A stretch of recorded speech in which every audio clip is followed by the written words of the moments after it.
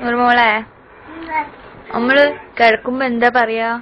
ഉറങ്ങാൻ കിടക്കുമ്പോ ആദ്യം മേലെ ഖുർആൻ ഓതൂല നമ്മള്. ഖുർആൻ ഓതിച്ച് നമ്മളത് അത് കഴിഞ്ഞിട്ട് നമ്മൾ 2 വർഷം 8 വർഷം ഖുർആൻ ഓതിട്ട് പിന്നെ അതിന്റെ മേലെ ഒരു ബിസ്മിക്കുന്ന അയ്യാ മാമൂത്ത്. പിന്നെ നേരെ വെച്ച് നീച്ചാല് അൽഹംദുലില്ലാഹി അല്ലദീ അഹ്യാനാ ബഅദ മാ അമാതനാ വഇലൈഹിൻ നുശൂർ. നീ ബാത്റൂം പോകുമ്പോഴെന്താ പറയാ?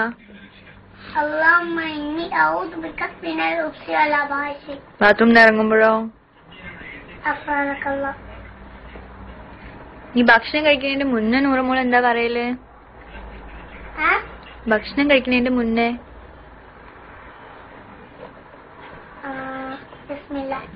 ബിസ്മില്ല മാത്രം പറയുള്ളൂ? ബിസ്മില്ലാഹി റഹ്മാനി റഹീം എന്ന് പറയില്ലേ? ഓക്കെ, ബിസ്മില്ല മതി. ഡോക്ടർ ഭക്ഷണം കഴിക്കുമ്പോൾ ബിസ്മില്ല എന്ന് പറയാൻ, അതുകൊണ്ട് ഞാനും ബിസ്മില്ല എന്ന് പറയും. ബിസ്മില്ലാഹി റഹ്മാനി റഹീം പറയും. ഭക്ഷണം വെച്ച് കഴിഞ്ഞാലോ? അൽഹംദുലില്ലാഹ്. ഇനി തുമ്മിയാല് നൂറുമോൾ എന്താ പറയാ? അതിനും അൽഹംദുലില്ലാഹ്. അൽഹംദുലില്ലാഹ്. അപ്പം ആമാമ എന്താ പറയാ? സലാമുല്ലാഹ്. അപ്പൊ നൂറുമോളോ?